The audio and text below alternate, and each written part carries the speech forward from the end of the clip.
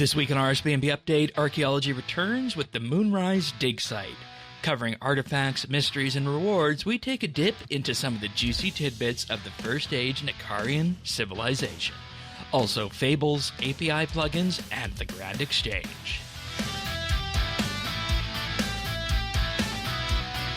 This is RSBANDB Update, episode 1094, recorded Thursday, June 18th, 2026. Moonrise Blood Cults.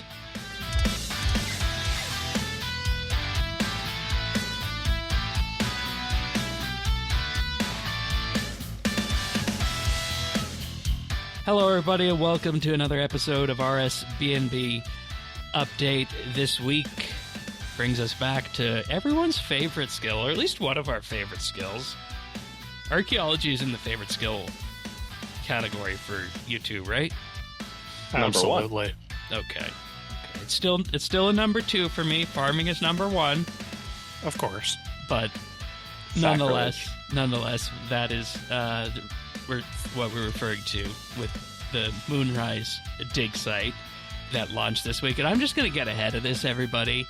About an hour and a bit before the show started, I was hit by a massive wave of seasonal allergies. So if I disappear or start talking in a very clogged up nasally pattern, that would be why. But nonetheless, welcome back, Zardones. Your first official week as co-host. Yes, I'm here. You're stuck with me now. I mean, at least we're not throwing you into some form of controversy, right? Oh no, this could have gone so much worse. Really? Archaeology going bad? Really? No, I mean, it could have been a worse week to start. Oh, I see. Like the membership prices week. Yeah, it could have been the membership prices week. Could have been the APIs week. We'll talk about that. That's fair enough. That's foreshadowing. You could say there's a fable involved in that. There is definitely going to be a lesson that we will learn at the end. But also to help bring that lesson, Havenhythe, everybody's favorite lore digger from the scrying pool. Welcome back, Havenhythe. I'll take that very specific title, which doesn't really say much. Thank you. No, I mean, it does say a lot. The idea behind the lore diggers was something we initially coined with the first batch of archaeology dig sites that we covered in summer of 2020, where we went just so deep on all of the lore around them in a specific manner. And for people wondering what this week's episode is going to be, this week's episode is not lore diggers, despite this being the lore diggers panel. But despite all of our strongest impulses. I know. We have to stay on point, because if not, we could do a 3-hour show. We could do lore diggers. Oh no, the horror. We could do everyone else. But we're not going to do that. We're going to save lore diggers for probably 2 or 3 weeks time out once we know what July looks like. But without beating around the bush too much more, big huge thank you to our experienced here Patreon members, who include Amos Reed, Bladecom, Dominic Gar, Jade Gizmo, Jason S., Jesse W., Julia W., Kesky, Lemon Lodge, Luminos, Ricky A., Oasis, Smavin, Snail Mage, The Naked Captain, and Tim. A big, huge thank you, everybody. You'll hear more about our Patreon offerings a little bit later in the show, but in the meantime, if you want to follow along, we do have the full show notes available that you can find over at update.show. Friends chat can be found in Game at Bits Bytes, and the community Discord is over at update.show/Discord. Lo and behold, I actually looked up the stats for this. It was June 12th, 2024, that the Dabenheim dig site came out. So about 2 years since we last got a dig site. 2 years? We're getting one every 2 years. Yeah. So it was 2 years before that was Sentiston. That's right. Wow, 2. Wow. No, Sentiston was 21, I think. Oh, 3 years before. Yeah. Shoot. 2021 was Elder God Wars. Wow. Yeah. I would not have pegged Dabenheim as 2 years ago. God, where has the time gone? So are we getting too many dig sites or not enough dig sites? Not enough. It just doesn't feel not that enough. long ago. I like the not enough answer. I'm in the I not agree. enough camp, if I must say so myself.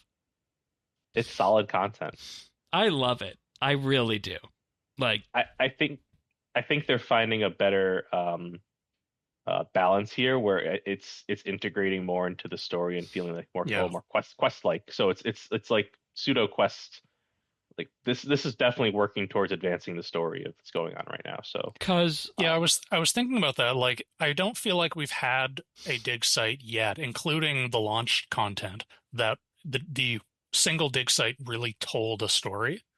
It was really more about, like, there's mysteries to uncover. Like, Infernal Source has the driving question of what's at the bottom, but you're not uncovering a story as you proceed through the dig site. I don't think we've had that before. yeah. So I thought that was really well done here. and I mean, even Santistan was looking more specifically at like the cultural implications of living in that second age Zerosian Empire. That's typically what they've done, and archaeology is very good at that. And to be fair, that is kind of the point of archaeology, like in the real world. So it does fit, but I feel like Moonrise is indicative of what microsites can be as a storytelling medium. And that's an interesting distinction. Do you call this a microsite or not? Because there's because there's 6 excavation hotspots here, as well as a new type of soil, a new collector, the new was culture is the Gothixian, difference. of course. So you kind of have to. Yep. They were kind of forced into that one, but I think that the scale is generally it's Demonheim and Santistan rather than even Orthan, which I think you can tell. Even though that was post launch archaeology, it was bigger. Yeah, it's 2 major areas. It's like you said, 6 hotspots, like 5 mysteries. That's Demonheim sized. Yeah. And it starts at level 52 and goes to level 88, which I think is something that everybody's asked them to kind of hone in on, because there's always that dry spot that I felt was in the 60s to, the 90s when we were going through there the first time with that. So I think with that, Santistan and Daemonheim, we're starting to fill in kind of the gaps there. I know we had a race on our GIM to see who could effectively run out of things to dig first with their with their archaeology doing as they were leveling up. I did mine after, and I had less roadblocks than the other people who started first. So that's interesting. You focus on the beginning of that level band as the impactful part with the training, because my thoughts are immediately going to where do the mysteries end? Like, where do you get that satisfaction, that resolution? Right. Because that's very, very sparse in early archaeology. The first one is Infernal Source. Yep. I think it's still Infernal Source, and then Santistan I think is like the level after. But then past those 2, you're waiting until like 95 for Stormguard. So that we have something earlier than Stormguard is pretty neat.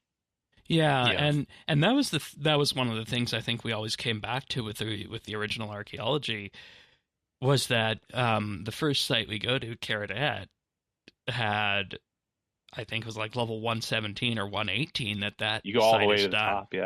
So it's nice to see it composed and comprised into this level band here for it. And we're going to start off by going over some of the excavation hotspots that are present here at Moonrise. The first one is level 52, the lunar wheel debris, which unsurprisingly gives you the lunar calendar, the wolf statuette, and the ivory sickle.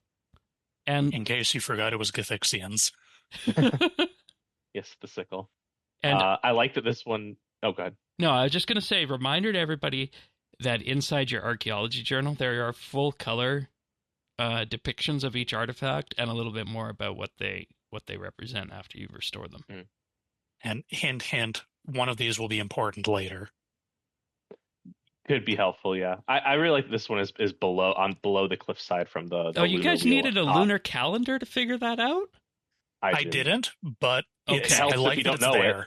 If you don't know it, because the picture, you can figure it out logically. Right, yeah, yeah. You can figure the solution out logically, and that's what I did. But I like that it's there as a hint.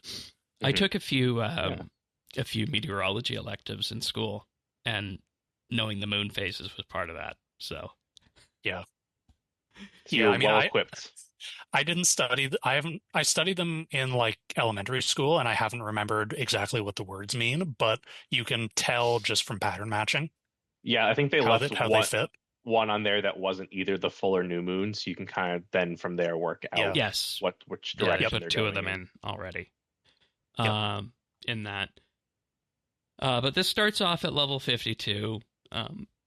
We'll talk about the lunar cycle and the need for that after. The wolf statuette, again, we all know why that one's there. Yep. Well, that's kind of a... At the risk of diving a little bit into lore, it is a little bit of a fake out. It's not the wolf you think. Yeah, your initial assumption is, it's Inanna. And spoilers. No, it's not. It's some other... Well, it sort of is. It's a sort of is. It's sorry, this name is Dylan Babar. Dylan Babar? Have fun with that. The names here are way too many consonants. And vowels. Way too many letters. I'm curious because all the dig sites they borrow heavily from Earth cultures. Like the Zerosians is Roman. The Ceredominists are Greek. I'm curious where they borrowed these names from. Sumerian, is that it? Okay. Yeah, they went very far back for the Nakkirian peoples. I think this is the new civilization. Interesting. We're doing here. Interesting. Okay. That makes sense. Go back into the really ancient. Go to the ancient civilizations for this. Yeah. Ancient. Okay. Which makes sense, First Age, right? And that's another thing I think we need to mention with this site is that this is the First Age dig site. I think we had mentioned it when we were talking about Wendelwick and its history about there was like confusion between the people that settled Wendelwick and the people of the First Age dig site because the Wendelwick people were just like Third Age, Fourth Age survivors. So this is actually digging into that First Age promise that I think we got every once in a while about the city we're going to and these ruins that we're exploring. This is actually like helping to distinguish between the Third Age survivor group and now this even more ancient group. My question with all this is that what other authoritative source about the First Age do we have? Meeting history. I was thinking just that. Like beyond that, anything? It's no gods but Gothics. Yeah, I mean, I'm pretty sure it's basically just stuff meeting history, and making history. The tale of like how Death died and how Raziel died and stuff like that. I guess I don't know. It's really sparse. But even then, there's kind of at the pieces. Edges. So it's mostly Gothixian stuff. All right. That being said, I think the site is like Gothixian light. Like Gothics is mentioned every once in a while, but really it's more about the Nakkir people deviate from Gothics pretty much immediately to the Guardians. Yeah. It's not like we're going to Gothics' home planet and doing a dig site there. No. Though that would be interesting. Or some purely Gothixian temple. Yeah. Imagine another mini site over at the divination training area. We only get one every 2 years. You have to pick and choose what you want very carefully. All right. So anything else on these first three artifacts, the wolf, the sickle, and the lunar calendar? Because do we want to talk about materials real quick? Yeah, we can do that. I thought the spread was very interesting. I think that the one that caught my eye the most was the Triskelion pieces. Because it's both a older RuneScape thing with like the Triskelion pieces, the key pieces, which we always had like kind of floating in the background. But I think that the Triskelion symbol became much more, or that tri symbol became much more of a thing with like Wendelwick. Like it's on our like they're floating more into that symbology with Havenhythe. So what you're saying is we need to do an Ancient Aliens type episode on that. Maybe. That one just caught my eye. The rest are interesting at the very least, but pretty standard. Cashmere could be pretty vague. Abandoned Cashmere, limestone, ivory, burnt umber. The dye couldn't be green because Bandos stole it. So Bandos snagged green. We get orange instead. Yeah. I was thinking about that. Why isn't this dirt green? But we already have green for the I did it for the Bandosian one. That was something I prepped my my materials with when I was prepping for the site. I was like, they might like to splash some malachite green in here just because it's interesting. It didn't end up being a thing. Because sometimes they splash in those other cultural materials, like at the Bandosian when they did like the Cerdominus crown, the Zamorakian crown. They splashed some things in, but not this time. Nope. Yeah. And for people who are wondering about where you get the excess materials, they're in Havenhythe. The Cashmere. Yeah, they're all in Havenhythe. Exclusively. The northern part, north of Ivar, and then right next to Ivar is where you get ivory. Yep. And also another site of fossilized bone. The limestone is next to those first excavation spots. Yeah. And the umber is inside, which we will get to. Yeah, you can't even get that normally. Yeah. Where exactly on the map is the other one? Which one? It's with the excavations outside. Oh, okay. Yeah, See, it's over to the east.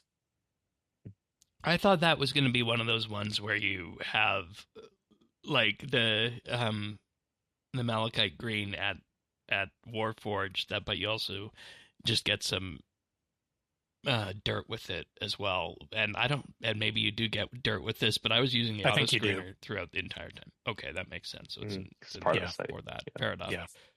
Fair enough. And if the limestone one, it's over to the east. It's under a limestone cliff, so that makes sense. Moving on, we have the Arbor rubble at 59, which gives us the Nakkirian seal and the Royal Game of Ba. Ba. Yeah. That was easy to say. Ba, ba, ba. Kind of fine. This is basically just how you stamp your official documents back in the day from this Kayazu. Yeah, it's an old-time ceremonies stamp. for who we'll get to. I think this might be the first artifact that mentions one of the Colossi, Kayazu. But I think it's also the first one that names this civilization. Right.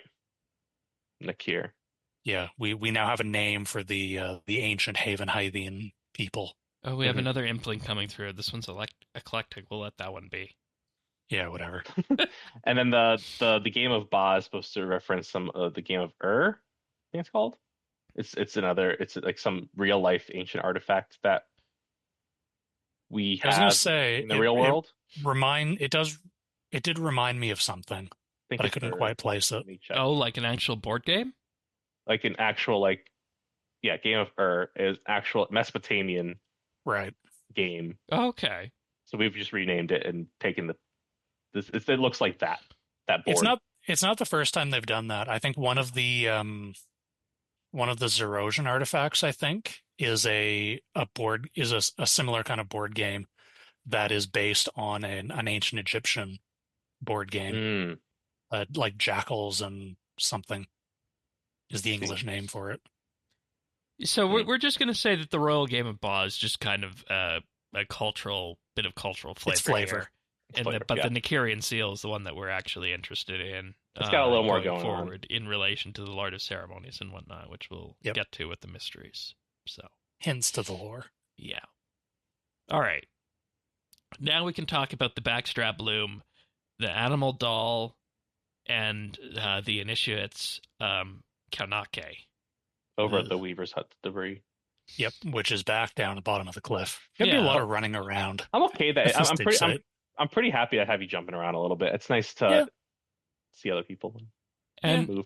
And I mean, I do have to say since we're talking about that, this does bring the same verticality that we had over in the western part of Havenhythe by Wendelwick, and it does the exact same thing effectively here, having three levels of that we run through with the dig site. The first one down below, and then up here, and then back down, and then up on the steps where we did the quest a couple weeks ago. So, but yeah. All right, backstrap loom. These are mostly flavor as well. Cool. Yeah. They're pretty flavorful. I think the The animal doll is adorable. An animal doll is good. I was going to say, I just hope that they don't have us weaving things with a loom like this at RuneFest this year. That would be a pretty wicked demo. One end is attached to a fixed object and the other end to the weaver's back using a leather belt. The weaver would then lean back using their body weight to apply tension to the loom. Yep. All right, you wanted to talk about the doll. Oh, yeah. It's just cute. It's named Shurk Baha, which is, I think, the first time that they're saying the name of the city we're going to get in Havenhythe Part 2, Shurk Baha. And that's exactly what I was wondering about with this. And I don't know if you guys have any connection to Tombs of Amascut on OS or if there's any kind of relation to that at all. But one of the bosses inside Tombs is Baba, B-A-B-A. Okay. I don't know if there's any kind of connection there or not. But I just think it's cute. It is adorable. Continuing on with the initiates, Kanake, a mantle worn by members of the temple, woven in a tufted pattern that gave the impression of overlapping petals or feathers. So basically this is like a ceremonial dress. Yeah, it's referenced in one of the mystery lore books, and I think it was a bit of a. I think there was an assumption it was going to be used in a mystery. It was not. I think that's a little bit of a shame because it does seem relevant. I mean, they could come back later for that in like a quest or something. Maybe they could. I would love we revisit some of this in a down the line quest when we're talking more about where we delve so far in the quests that we're like talking about like the ancient history and the evil that started way back when and all that, but we'll see. Overall, when we're up to this point, I think if I look at the level stats on this is level 66 now that we're up to. So this is still relatively early in your archaeology adventure, I must say. Mm-hmm. It's all pretty normal stuff. Yep. Following through that, and again, I apologize for just how butchered this is. I just came off of another major sneezing fit here. We move up to level 75 after level 66, the shrine debris where the battle took place in the quest. And this one... Oh, yeah. What were you going to say? Well, I was thinking you were referencing the dig site lore, and I was going to say that wasn't exactly a battle. No, I was saying the battle during the quest. Yes, no, you're right. You're right. My bad. We have the incense burner, the offering bowl, and... Nope. Actually, no. Nope. That's the next one. That's the next one. I was getting ahead of myself. Yep. We got to talk about the other one after that. I mean, there's not much to say about incense burner offering bowl. There's nothing unique or specific to the culture there. They are they're rituals. You see, like there's similar relics in other dig sites. Offering bowl is our only functional relic. Yeah, because what you need I'll say it with an asterisk. It's practically our only functional relic in the dig site. I think there's one other that. Yeah, because the mystery to actually get inside the temple requires you to fix these offering bowls here, because when you get here, only one of them will be functionable. So with that, you need to throw 2 more offering bowls here, and then fill them in the order with, I believe, was meat, candle, and wine. I might have that. That is indeed the order that everyone was struggling. Everyone got meat, and then because it was the extra hint, but the interesting thing about that is that if you go to the mysteries, and I think it's in it's the last one in the first it's in part 4. It says what each of them need. That's why I said Valiant's RNG. If you don't get that book, you don't know. Yeah. Can we also mention how with the mystery books in this dig site, after you click them to read them the first time, effectively transcribing them, and you click the X, it automatically destroys the page now? I don't think they've done that for previous sites. Have they not? I don't think so. I thought they did. I remember having to destroy them manually, I think. Transcribe's been an option on them for a while. I don't know how exactly the mechanic has worked, but it's been they always went into the book. It wasn't on release. On release, it said destroy. No one wanted to destroy it, so they changed the word to transcribe, but it basically just destroys it. Yeah. Any further comments Offering on the bowls. offering bowl or our new favorite incense burner here? I think we touched on it a little bit, but this is the last excavation where you would get that pages for that first mystery. Yeah. Yeah, the first mystery, it's all outside. Yeah, painting that nice little picture of the people and their worship, and nothing will go wrong. And finding a bunch of dead skeletons on the ground, human remains, right? Yeah, that's fine. That's the first research. Yes, that's fine. That's normal. Does give an offering bowl, so is worthwhile. Yeah. Yes, it is.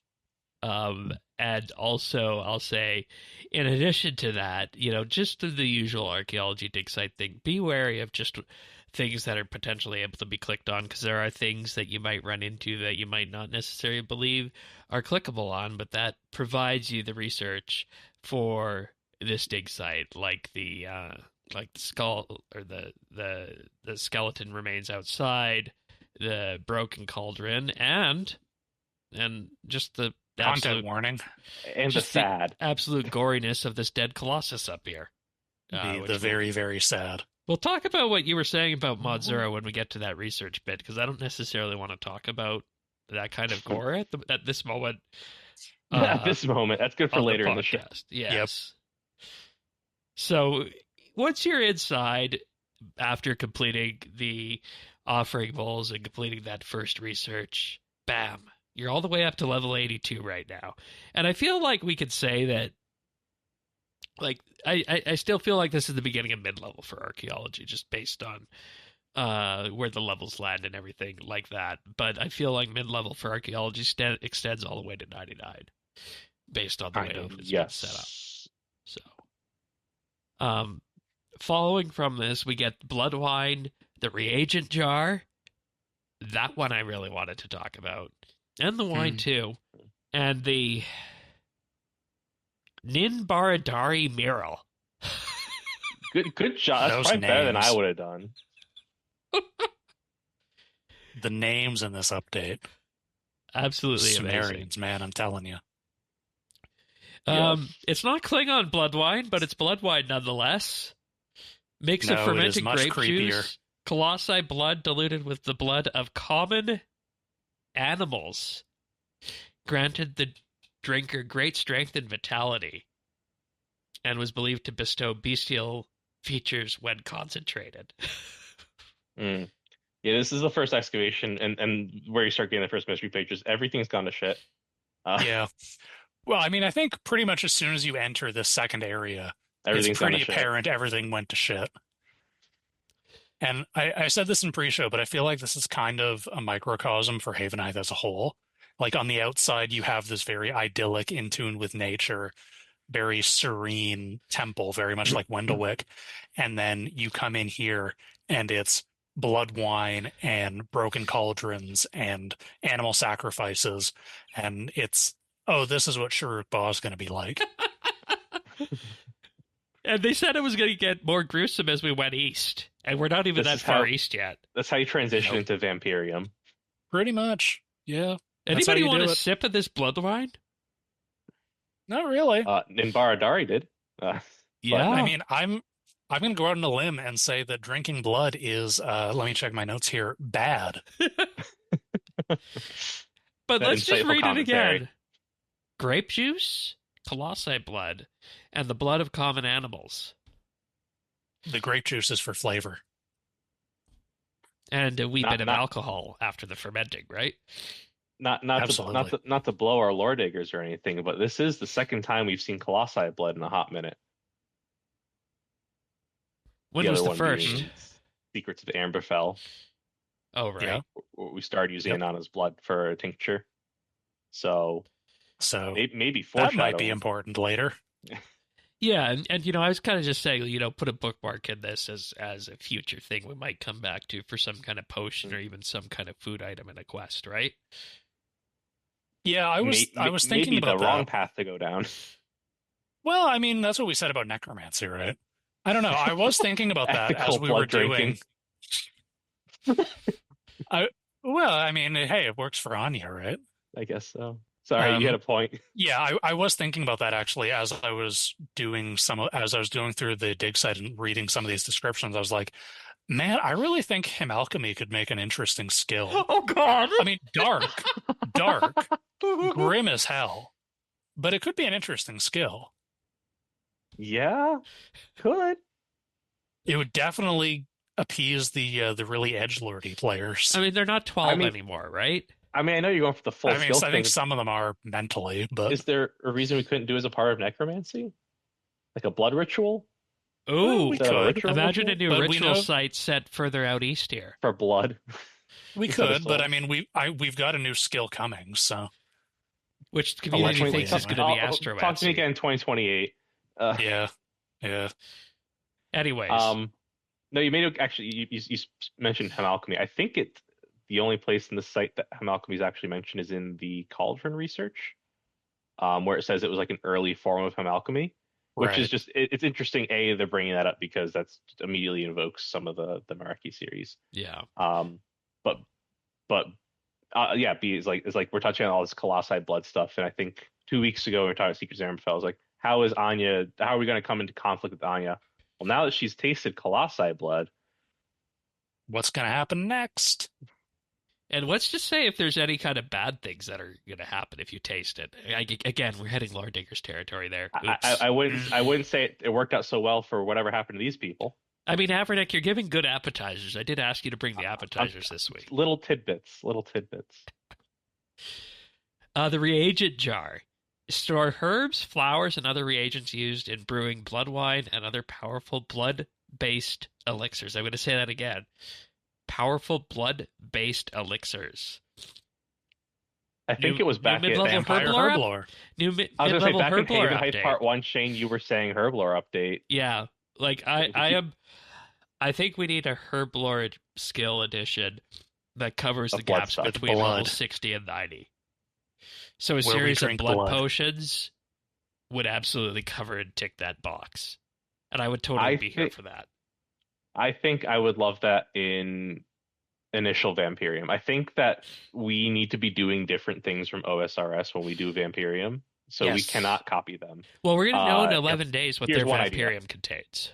True. Well, okay, they've told us what it contains in all of the reward blogs. It is spelt out detail by detail. They are eating leechfin sandwiches. Tasty. Which was apparently controversial. Oh boy, yes. It's about the effects. It's OSRS. It's about exactly the numbers on the rewards. Okay. But I want to make sure we need some novel ideas as to what to do with Vampirium, and I'm not that OSRS is they got there first, so they're going to obviously take up the obvious ones. So we need to be a little more creative, and this might be a good for a skill thing to do. What about being artistic? Recreating some of these murals. An art skill? The art skill, yeah. Well, why not? We got to do it in, what's that quest where you have to draw the guy's portrait? Is that Zogre Flesh Eaters? Yes, that is one of those where you have to do that. Art skill, you just open up Claude and type, I want. There's your art. What? It's 2026. Perfect. What are we talking about? Yeah. We don't need art anymore. We don't need artists. And to be clear, I know these two very well. They are not about farm out artwork to their favorite large language models. Sorry, the humor gets quite dark. This is how we have to cope when we're surrounded by Colossi blood. I thought we got to find the laughs where we can. I thought you were going to say this is how you have to cope when you're continually surrounded by large language models. Oh no, that's what alcohol is for. While we're staring at this mural of the Chimera Queen, maybe we should touch on the shit going bad. Maybe we should touch on the Cult Classic mystery, which is the other lore book mystery.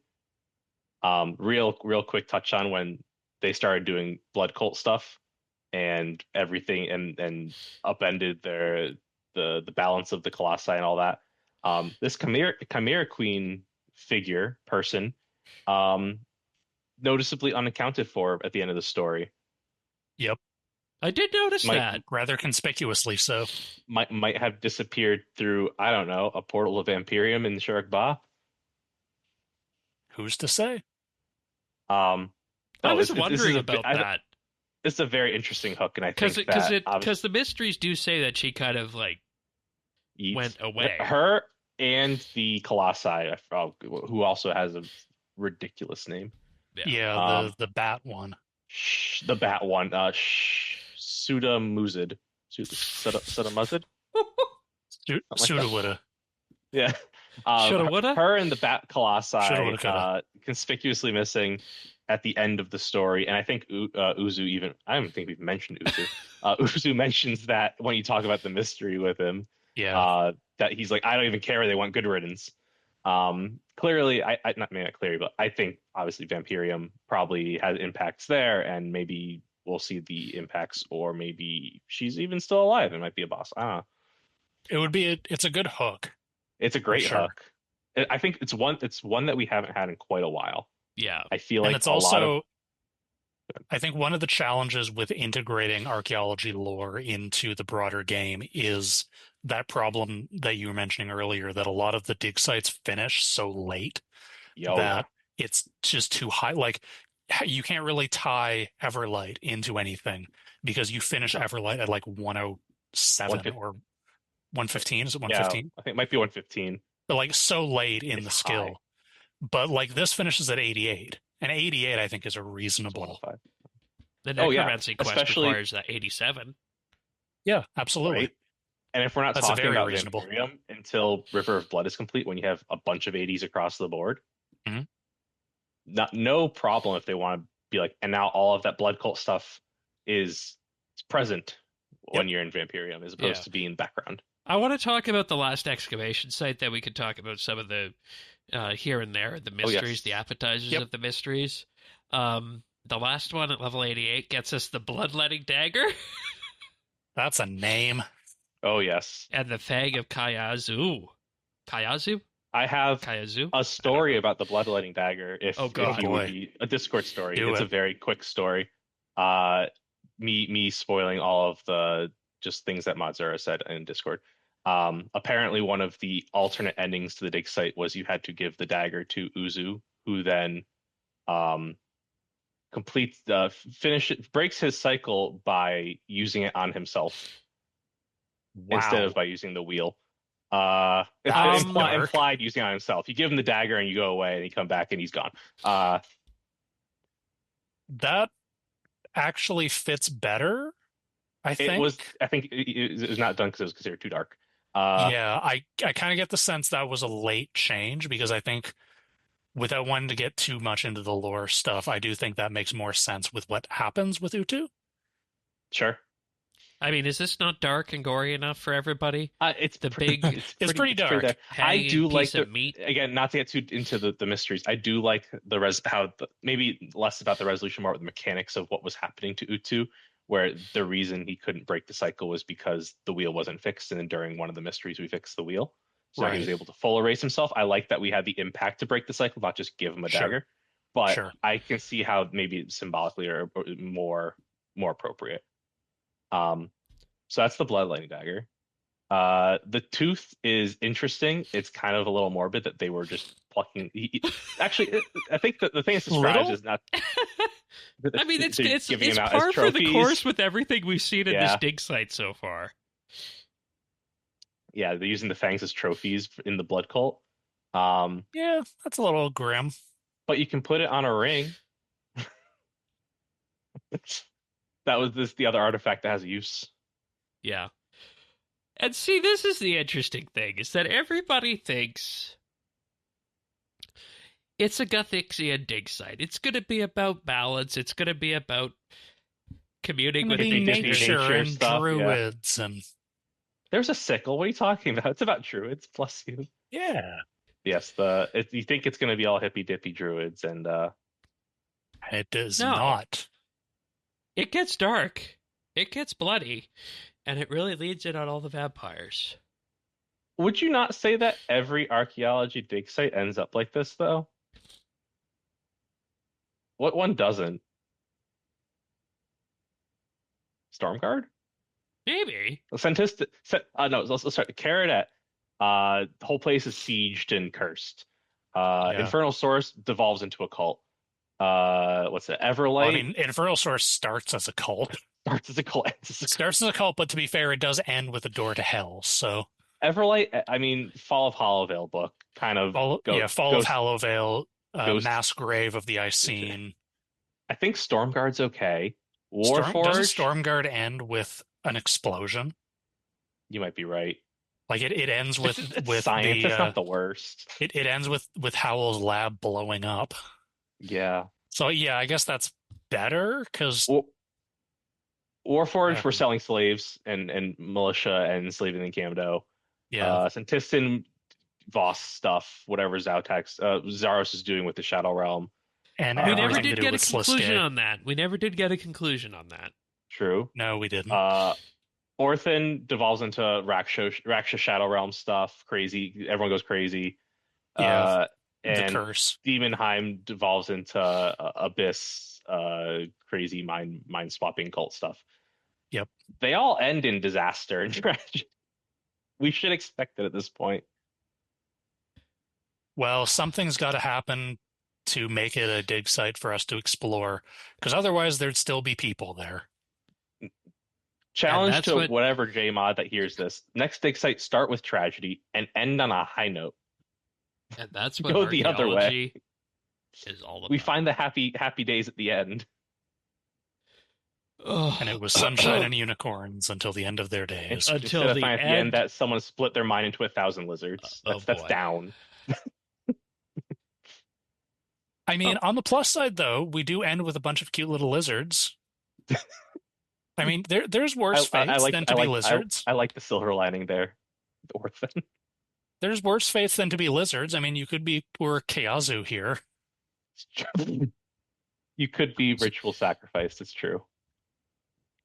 One note, I just want random detail. I like that we got the stone-ified Colossi. Sometimes I feel like we haven't done gods or Colossi turning into stone when they die and just like write it off as something happened. But we did it with Flarn in Eclipse of the Heart, and we did it here with Kayazu. So I think they've done it pretty consistently. They've been more consistent. I think it was less. Maybe I'm thinking like early 6th Age stuff. Maybe, but we've been pretty okay lately. They did it with Bandos. They did it with Gothics. They did it with Sliske. They did it with Lornab in the Infernal Source. Who am I thinking of then? I mean, they didn't do it with Tumakin or Zaros, but I guess they didn't technically die exactly, and they're different. So maybe I'm associating. All right. So I guess with that, is there any other questions on this final excavation site before we tee off the mysteries with a nice bow? I don't think so. I think we got all the relics. We got all the bloodletting done with blood wine and all the other fun stuff and roadkill aside. Well, I mean, it's not roadkill per se, but I guess we could tell that Mod Stu story right now, Havenhythe. Oh, it was a quick Discord comment where he said the concept artists were looking at roadkill to design Kayazu, which is questionable. Got to be on some really interesting watch lists. The poor doggo. Foxes are more canine, right? Fox, yes. I think. Foxo. The poor foxy boy. I actually Foxy quick note on that. I could not have told you that I was a fox if I didn't have the lore book. I know they said on the stream that they were trying to distinguish it from the wolves. I would never have been able to tell. No, didn't work very well. Unfortunate. I'm sure there were good like referencing ancient cultural things going on there, but they're just too similar. I mean, you've got in my mind it's wolf bat. Yeah. You've got four-legged mammals with bushy tails. Woodland creatures. Yep. No, we won't send that report to Jagex. Apparently the Jagex launcher has crashed while we were doing the show. Oh, no. Add API, it'll fix it. So I guess to sum this up, if we were going to say what Shadows of the Colossi does, this introduces us to the four effective... 3 animal Colossi sent. Colossi. By and the Nakkirian people as they were normally. I don't think there's... Yeah. I think that's exploring the artifacts a bit. But yeah, in these books, because I think you stop thinking of them normally once you get inside. So yeah, it sort of, it gives you the baseline. Yeah, it gives you baseline. This is Act 1 of the 3-act story structure. This is before everything goes to shit. Right. And I mean, it also gives you clues on how to complete. Goes to show how they wanted, or how Gothics wanted the people to live in harmony with the environment, with the Anima Mundi, with the environment, by way somewhat. Of although Colossi. I don't know how Gothics would feel about them worshiping the Colossi, but I don't think he was on that anti-worship train quite at this point. Maybe, but yeah. And then this one also gives you the clues to complete the next one, Path of the Initiate, which is what we talked about in Ancient Tablet 4. Yep. Yes. But that Path. Well, I mean, you really need all of them because the first 3 tell you who they are, and then the 4th one just says this, like the meat belongs to the Lord of Ceremonies or whichever one it was, but you don't know what name that is. I agree with you, but if you have just the 4th one, you can guess and check. Yeah, and that was actually something that I was a little disappointed by, that you can guess and check. I would have kind of preferred, I mean, like, you can't get away from it being brute forced because ultimately it's a 3 item, it's a 3 key combination lock. Once you know the 3 items, there's not a lot of but it still would have been nice if you could enter a wrong combination and get killed. Ooh. And I don't know, just not get killed, but just, nothing happens. I gotta take the items back and rearrange them. Maybe it then asks you for a blood sacrifice. Yes, it's Path of Initiate, pretty simple. Once you have the Shadow of the Colossi done. Then Cult Classic. Although there is some bonus dialogue if you give the meat to Utu. Did either of you do that? No. I didn't do it when he was puppy. I did, because he asked for meat. I was like, okay, doggo. It is yours. Yeah, he was very grateful, but he didn't let me in. So it was kind of funny because, like, my character is like, so is that it? Can I go in the temple now? And then Utu's just like, no. And we should mention, we did mention it at the top of the show, but the dig site manager is a wolf puppy. Yes, wolf pup, who grows up into a wolf. But still, later on. But still, puppy is puppy, right? Puppy is puppy. Yeah, we love puppies.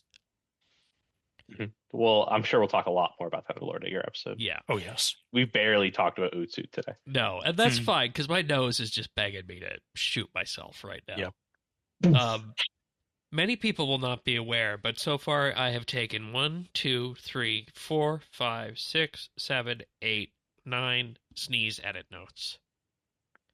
Plus 1. So those of you watching the video version wondering why we keep bouncing around, that's why. And Zerdones and Avernick had a talk about AI and the job force while I was gone, and oh yeah. It was very depressing.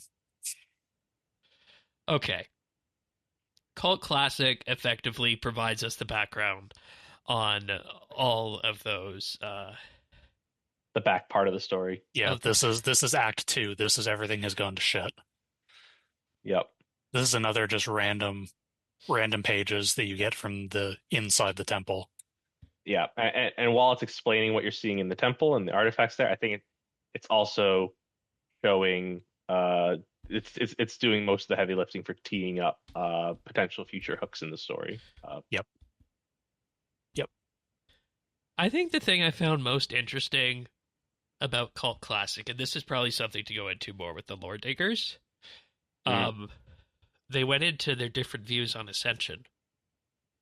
Was it blood, mind, body, or something like that? Soul, body, soul, mind, or blood. Yeah, the belief of what exactly makes you a Colossus. Sure. Which, again, we keep teeing up the Lore Diggers for going into all these things, and I think that's probably a perfect venue for that. Right. Spoiler, I think the answer is going to be blood. Yeah, they kind of do lean into that a lot. Ended up on. And we do see that in the final mystery, don't we? I think that was Ancient Tablet 8, where we see about the Chimera Queen. Yeah. And her blood work, and off to the town of... What was the name of the town again? Shurikba. Yeah. However you say that. We heard about a year and 3 months ago, dear God. Time is getting old. Was that the town with the portal to Vampirium? Yes. Oh, okay. So we're getting close. Yeah, Shurikba will be the final, at least according to what they announced at RuneFest, it'll be the final city in Havenhythe. And then that will lead into Vampirium. Mm-hmm. Then the other interesting thing that this dig site did is there was a mystery that spanned the entirety of the entire site. Inside you there are two wolves. That's where you get the lunar slab pieces representing all the various moon phases. Yep. This one I think mechanically works towards the end of the dig site with fixing up that lunar wheel. Yep. And also reveals the Utu Inanna relationship. Yep. It ties into Inanna has some post-quest dialogue after Secrets of Amberfell where you can ask her about the temple, and she says something like, it's guarded by someone I really don't want to talk about. And so it kind of pays that off, which is nice. Yeah. What could she mean by that? And also, we'll that's probably something we'll talk about in the Lore Diggers. Yes. Okay. Yeah. Yep. I just got the we'll talk about it when you're older treatment from these two. Yep. We'll talk about when you're sadder. How about when I could breathe? Because you will get sadder. Yeah, that's probably good too. That'll help. And the other thing I will say about that is that you can follow the moon cycles, and if not, those are listed as well in the mystery, kind of a path that tells you how exactly to proceed through that if you are not up on your moon cycles. Oops, wrong button. There we go. Or you can also open up your archaeology journal and you can look at the completed lunar calendar, which shows you exactly what it's supposed to look like and where each piece goes. The pieces, by the way, I don't think we mentioned this. You get one from each dig site or each excavation site. Yeah. Relatively instantly too. It's not like they're pretty quickly. Or anything. Yeah. So no, they're pretty quick. Yeah. I got a lot of mine on like the first interaction, literally. Yeah. You can also destroy them, and then they go back to Utu. You can claim them. Yep. Good boy. Alrighty. Continuing on from that, I keep pressing the wrong scene here. Oh boy, you can tell I'm off my rocker today. Oh, maybe we just keep it to one. Okay. Anything else with the mysteries before we move on then? Well, there's just the one final one left. The final revolution. After you complete every other mystery, you talk to Utu and you get a little bit of story, and then he tells you to go away. And then if you do, you can come back, and then you get your final reward, which is another dog pet. Because we can never have enough doggo follower pets. That last mystery was kind of depressing, isn't it? Because it's like the ultimate form of regret, and he moves on and effectively... He got what he wanted. It's kind of bittersweet. Yes, bittersweet. Yeah, it's bittersweet. But we'll talk about that in more detail in a future episode. So stay tuned. Any comments about the research assignments? I feel like those were fairly... Pretty straightforward, I think. Straightforward as well with that. So, All right. I'm going to do Patreon, and then we'll talk about the Relic and the Ring, because I feel like that's something that we probably need to touch on as well. And see, you guys thought we could have done Lore Diggers and everything this week, but no, there's not enough time for all that. Not enough time for that on this episode. We got too much content. This week, I'd like to thank Alvaro L., Amos Reed, Arvids L., Bladecom, Chilbura, Dominic R., Duramax, Forceful Turd, Gila Fleur, Imperialis, Jade Gizmo, Jason S., Jesse W., Julia W., Kesky, Lemon Lodge, Luminos, Mattman, Mighty Myth, Michelle M., Mike Wings, Mongrath, Predacius, Ricky A., Robbie D., Samuel FL, Sanguine RX, Scott DS, Shirt Pants, Oasis, Smavin, Snail Mage, Squidman 8, The Naked Captain, The Dabbing Goat, Tim, Ukulele Steve, Woody, and Zant. Thank you so much, everybody. And Zazakon. I forgot somebody at the end of the list. Thank you so much, everybody. If you're wondering what all this is about, head on over to patreon.com/RSBNB. There we allow you to support this podcast and just give a token of appreciation if you like what we do. But of course, everything in the main podcast volume will always remain free. But if you want to support the show for as little as $1 a month, you'll get a thank you in the show notes, access to the full monthly bit library, and voting rights on upcoming monthly bit topics. And of course, with that, you can also pat yourself on the back, and because you'll be keeping RSBANDBupdate running. Then we have our community tier for $3 a month, where you will get a VIP rank on the Discord, a special monthly shout-out on the show, and access to high-quality stereo audio. Then we have our insider tier for $5 a month, where you get weekly, well, maybe not weekly, but maybe this week you're going to get multiple clips this week about our outtakes and expanded clips that we do. There are a lot of outtakes. And, you know, with that as well, this is also the tier that gets the RSBANB update Christmas card in December. So if any of this sounds interesting to you, patreon.com/RSBANB. Thank you so much for your support, everybody. Thank you for putting up with me on this episode, because I should not be here right now at this point. I'm sorry. Yeah, you should just be absolutely drowning in cough syrup. Yeah, or something like that. But thank you so much, everybody. Patreon.com/RSBANB. Like, I haven't even kept up with my title markers because I've been so preoccupied with my nose and the edit notes. So I'm going to have to farm this one out to the RRBAND to get timestamps for. But come on, folks. If that's not worth a donation, what is? Look at this man ruining his health to create content for you ungrateful scroats. All right. I feel like I'm the only one happy about this relic power. Hungry like the wolf. I'm indifferent. Yeah, I mean, I think it's fine for what it is. It doesn't excite me personally. Yeah, like it's not. No, for I mean, us. I think it's great. What it does is that makes it so that every piece of food will restore an additional 100 life points, and consuming food will no longer cost adrenaline. Now, that's only 3 adrenaline, but still, I think it's still worth considering in this day and age, even though it's down to 3.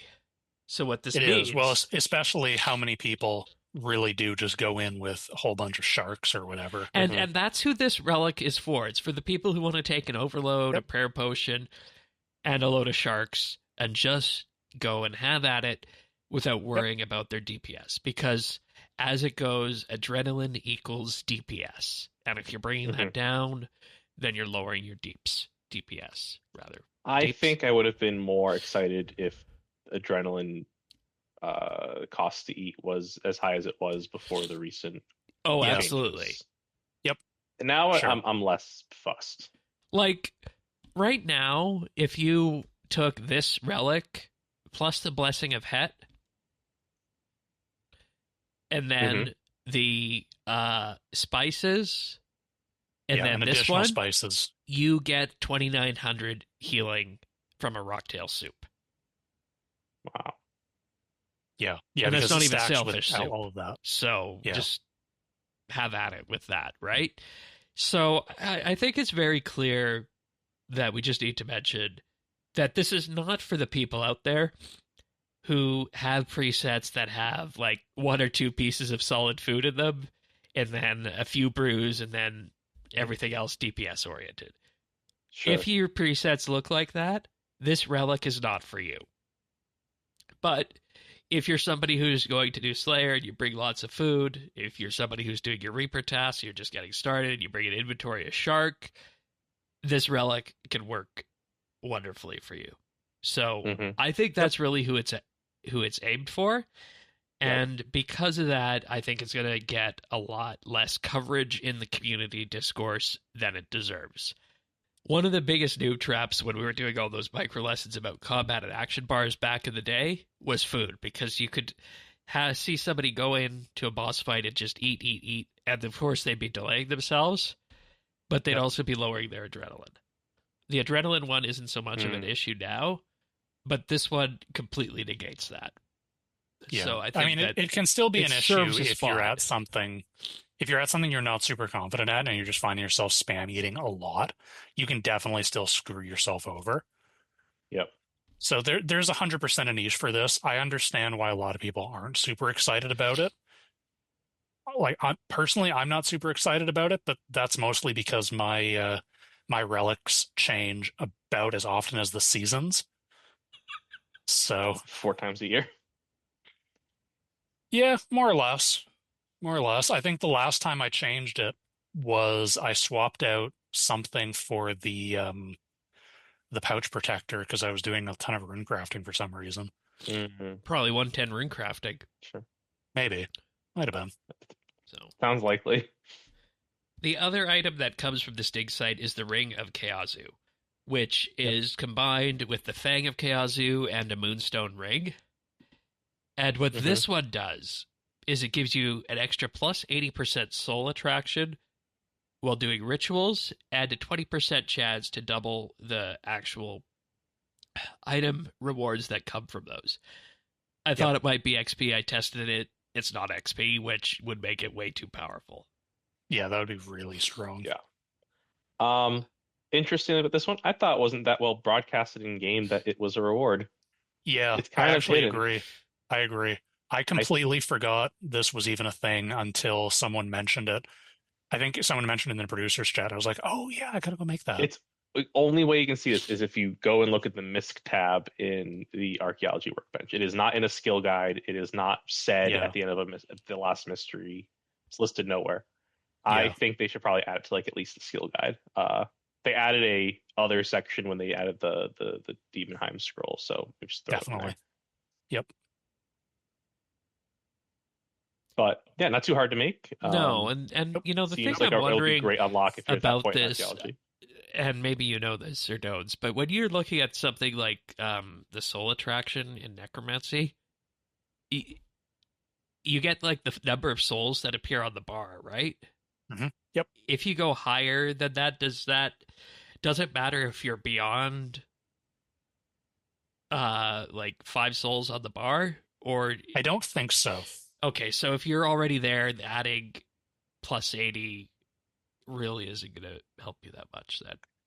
I don't think so, but what it does mean is that it frees up some alteration glyph spots, so you can take something. If you want to increase your soul attraction, which you do, because that's like most of your ritual XP is coming over 500. Yeah, most of your ritual XP is coming from disturbances. Most of your rewards are coming from disturbances. Like if you're getting up to the 500 attraction, you are pretty much self-sufficient on skulls, flaming skulls, which is like it's candle, so it's whatever, but it's still nice. And you'll be getting plenty of the inks and the mementos and all the cool stuff that you want. So it frees you up to take off those attraction glyphs and add, maybe a mult, maybe a speed, something that's going to be a little bit interesting in a different way. Yeah, isn't there one that also makes it so your things don't run down as quick? Yeah, could be. I actually don't remember now. Alteration glyphs. There you go. Protection. Yep. Increases the duration of ritual disturbances, so it doesn't prevent degradation of your glyphs. For that, you still need to. That's still only a feature of the Ungale. Yep. Right. Okay. But increasing the duration of their disturbances is helpful because some of those the timing is really tight if you want to get all the XP. Yeah. So you could even just use it to save resources then, if you're already at 500. Like chuck a protection on there, or chuck a speed on there instead, maybe if you wanted to. But or if you're really starved for ink, just leave it blank. But I think also there's really no reason not to use it because what is it? It's not competing against anything. Well, I mean, Grace of the Elves and Luck of the Dwarves, right? Okay, Luck of the Dwarves, maybe. I mean, it's a ring slot, so you can still wear Grace. But we talked about that you're probably using the Grace relic power. The Luck of the Dwarves. Well, I am. Yeah.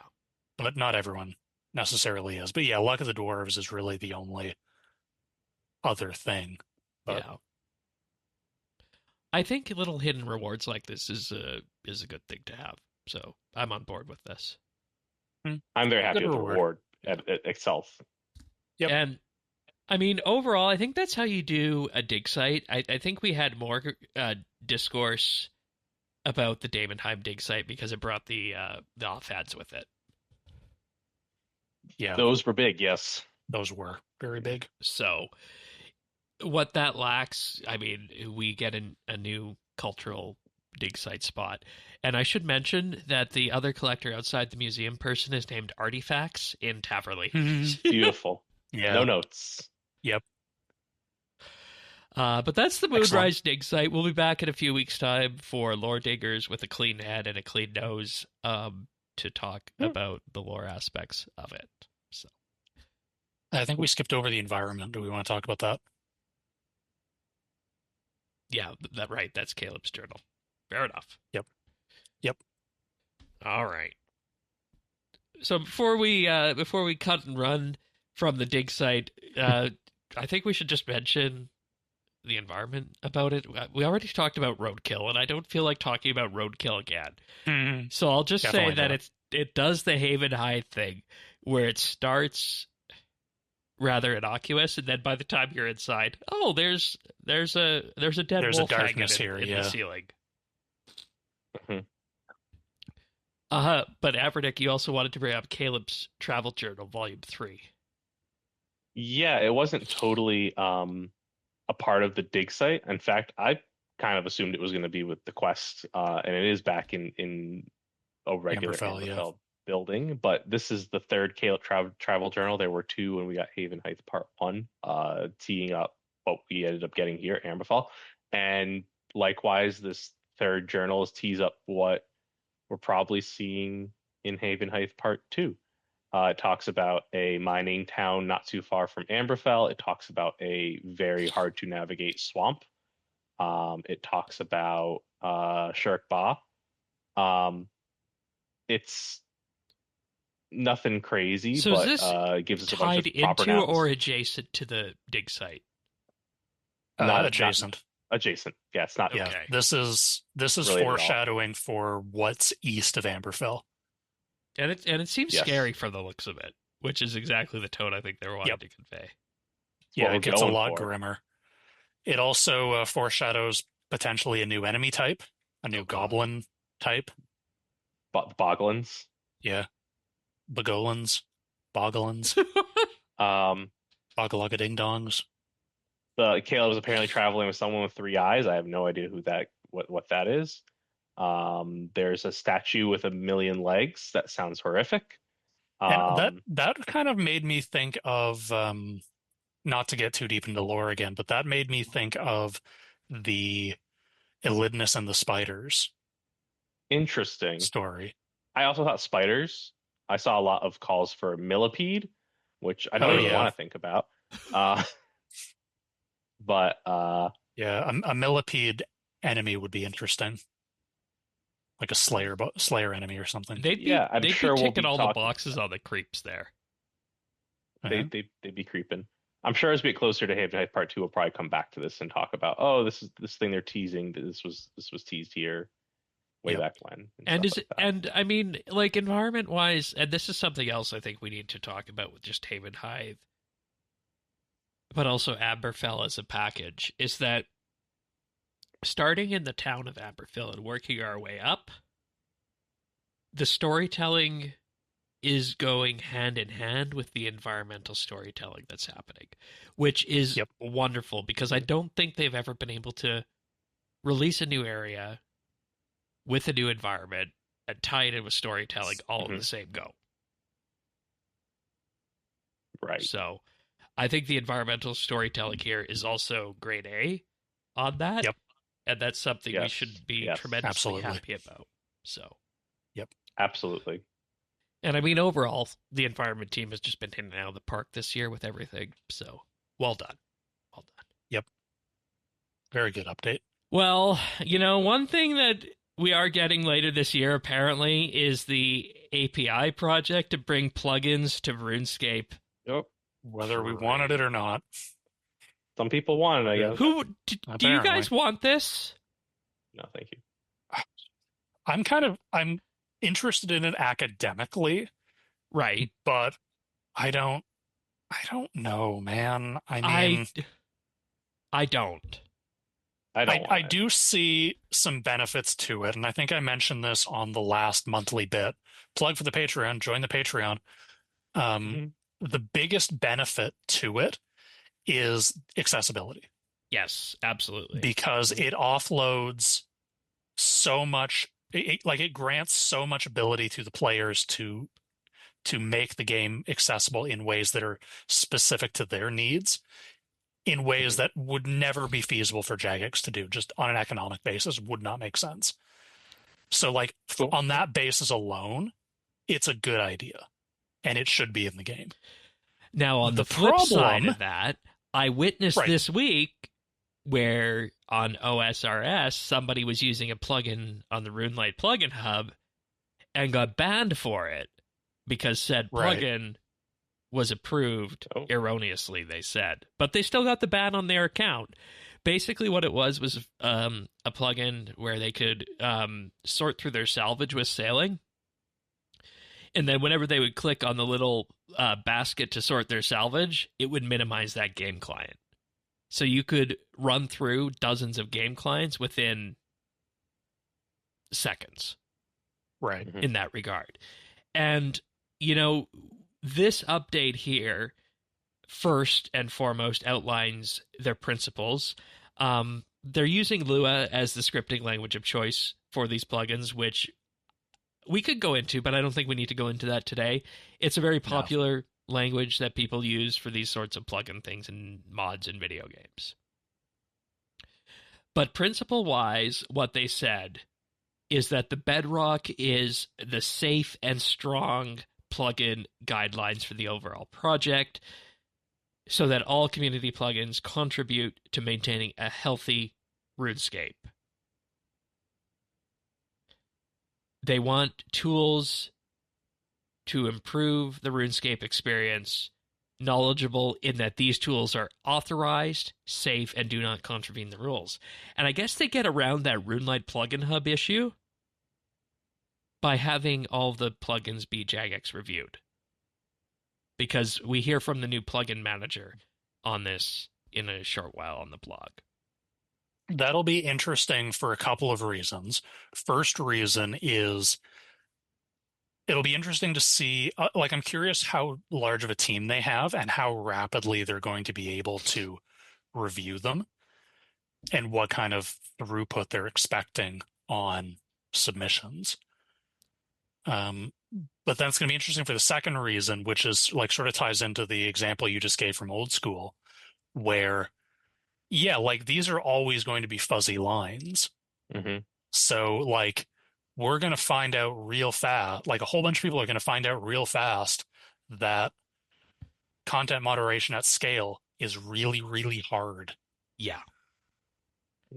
There's so much, they could say anything, these principles, but I think we've been on this rodeo before. We are opening ourselves up to, they say they're going to review them. Obviously, you saw Old School, things can still get through. Mm-hmm. So we're opening ourselves up to new can of worms, new dramas. Yep. They said countless times, things like Iron Man. Oh, we'll put Iron Man in the game. We won't design around it. Things are inevitably going to get designed around some of these tools. Old School does it at this point, to the point where now Old School has to then put some of those tools back in the main client so that we're not relying on the API stuff. So one key point on that. One of the plugins that they what? tried to do on Old School was absolute garbage compared to the community one, the menu entry swap. Sure. Mm-hmm. So I think the thing that everybody is wondering about with this is that what's that line going to be? And this post doesn't spell that line out just yet about the line between what is acceptable and what is not. They say the goal is to have a healthy plugin ecosystem that enhances gameplay without replacing gameplay itself. So think of improving clarity and usability, reducing friction, and generally helping you better understand the game. I'm sure we all can assume Clue Scroll Solver is approved. Yeah. Quest Solver is Probably. approved. I'm actually Boss Solver. okay. This is gonna Boss Solver won't be approved because that one's got the touchy subject. EVM. But, right. That touches the golden calf. Is Dungeoneering Solver approved? Like, tells you exactly what the optimal door to go through in every time is? Right. That's a good question. Some solvers are allowed, some are not. They're saying here like not going to affect gameplay. We already know some of them are going to affect like anything that has anything skill expression through thought and how fast you can think through a thing is gone. Yeah, I mean, like that was my point. Like they talk in here about they want to improve usability, but they don't want to trivialize gameplay. But those two statements are fundamentally incompatible. Yeah. Yeah. To some extent, every plugin that improves clarity and usability will somehow remove gameplay challenge. It is saying the thing being presented to you in game could be made clear, more obvious. They can lead you a little more to the water, the proverbial horse. And to be clear, your head's stuck in it. And to be clear, I'm not saying that's necessarily a bad thing, and I'm not saying that's necessarily an indefensible position. People have been making these arguments for a long time about Alt1 and Clue Trainer as they already exist as screen reader apps. I use Clue Trainer and Alt1 for my clues. I use Alt1 for fish flingers. I'm not saying that it's bad to use these.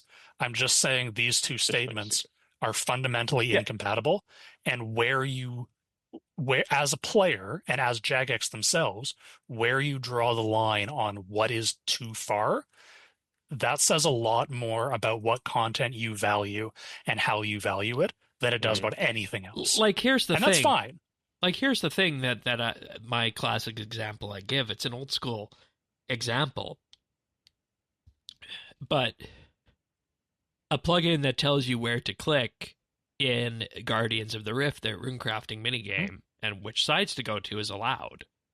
But a plugin do it for a boss though that tells you what prayer you're going to press in Jad is not allowed. Right.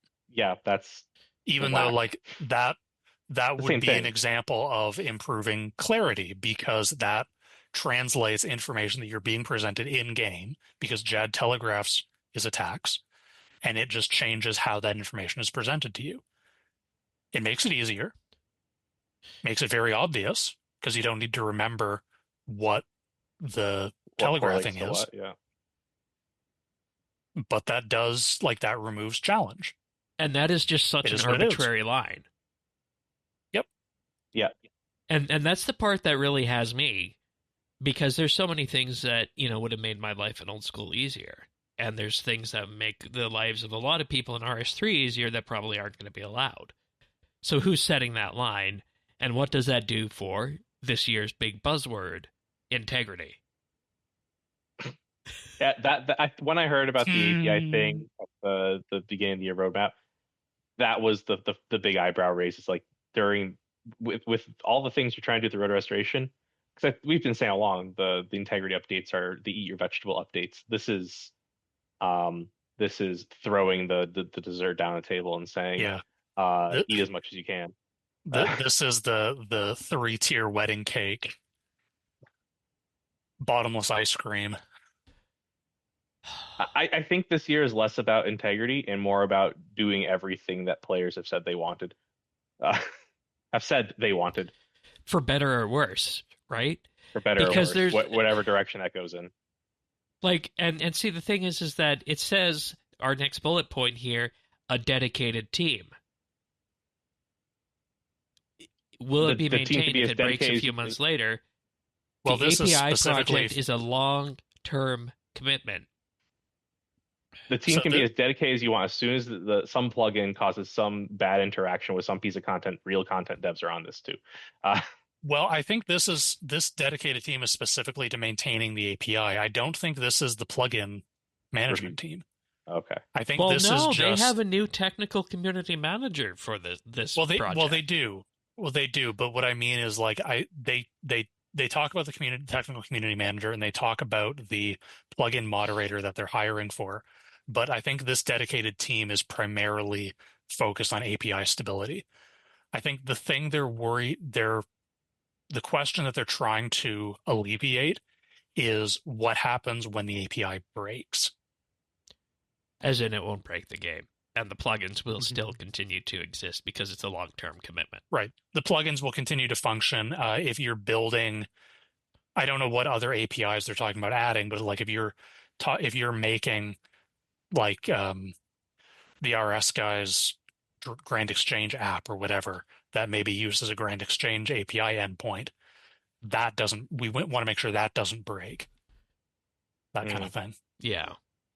Because why would people invest in building these APIs if Jagex is just going to throw them out the door and not care about them? Yeah, and when it comes to things like data, GE data in particular, there has been a gray area around that, because for a long time, us included, along with the wiki, have been tracking those GE prices, but we and the wiki have been penalized because there are idiots out there who every hour, every time somebody requests to look up a price, they put on their smart, stupid coding hat and think they're going to crawl the entire godforsaken Grand Exchange page and slurp everything in. When in reality, anytime you're dealing with data from a third-party service, you got to be a good citizen, which we have been. Now, the wiki has been. I think that specific example, I think, will get better, at least for the wiki, which we'll talk about in our next subject, but... Yeah. But they brought in Mod Fable, the technical community manager designed to bridge that gap between dev and plugin side. This person has been playing for 22 years, and the goal is to bridge that gap between players and devs to make sure conversations are clear, constructive, and accessible, whether you're a seasoned creator or just installing your first plugin. So the question that comes out of all this, great mod name, by the way, given everything that's happened in the AI world this past week. But what moral lesson is Mod Fable here to teach us about plugins? Moderation is hard. Don't invite monkeys into your house. Oh. Maybe. Because they did say they've been working with a selection of NDA plugin developers to build the first set of plugins out and flesh out what the API needs. So they didn't let the monkeys in that regard. Guess so. It's happening a little bit. But I mean, overall, I don't want this project. Me personally, I all of my experience on OS, people say RuneLite is what makes OS with the plugins, and that's why I don't think, I know it's happening at this stage, why I personally don't think that plugins is a good idea for RS3, just because of how reliant OS has become on them. I don't want that happening. We can't go back RS3. Once we do it. No, you can't go back. You can't put that genie back in the bottle. So it's stickier than Treasure Hunter.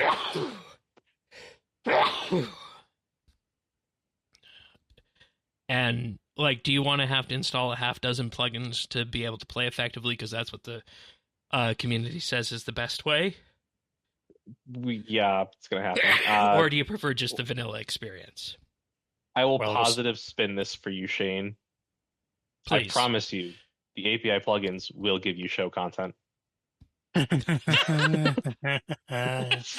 You'll be in 1 year's time. You'll be talking about how we had to do a rollback because some plugin let people cheese a boss day one or something silly like that. I promise you. Maybe that is a silver lining through all this. Definitely always be something to talk about. The number one rule in risk management for software is probability is 100% that something goes wrong. Everything Absolutely. Goes wrong. Yep. Every risk analysis, 100% chance that bug happens. Yep. And I mean, even more so in this case. So much more so, exponentially. Because I will tout the virtue of the fact that the RuneLite client is open source. So people can see the source code behind that and see how that connects up to all the plugins and everything like that. Wonderful. Whereas we won't have that with this client. So. Okay. I don't know. Do you guys have any plugins that you guys want? That's what they ask in the final bit of this post. I can No. not. The only plugin that I could foresee myself using would be a better version of Clue Trainer. Mm. But I'm already pretty happy with Clue Trainer, so I don't know. I promise you I'm not going to use this. Sorry. I have to say Quest Helper for Leagues. Sorry, I'm solving them again. I'm enjoying my mornings and part 2. Excuse you. All right. Farm timers? I know that's sacrilege on my part, but... What? I'm advanced timing my player-owned farm. What are you talking about? No, I mean like for your trees and bushes and everything like that. I, as far as I'm concerned, farming is... I'm not doing farming at a 40-minute interval. Okay, I still do I'm sometimes. Not ashamed. I know. I'll live with that. If I get there 6 minutes early, I will AFK and go get a sandwich or something. All right. And see, maybe we need to do a monthly bit on plugins and just detail, or just maybe this is something that needs to be public. Just detail what all the plugins are that people want for RS3. Get the OS. I think you got to find the show guests that are proponents. Yeah, I would get old school people on for this one. That would probably be the best. Yeah. People who are already familiar with what's possible. Because they're going to tell us that we're missing out because we don't have tile marker. You know, that is true for PVM. True tile and tile marker would be good. Knowing exactly where your character's at on the server versus what you're seeing. Sure. So, I don't know. But this is still, in my view, very early days here. But the fact that they're introducing the community manager and asking for plugin ideas and giving us a bit of an insight into how this works, I think speaks volumes that, you know, they're on this road and they're committing to it. Mm-hmm. Yep. Unlike projects in RS on OSRS. So.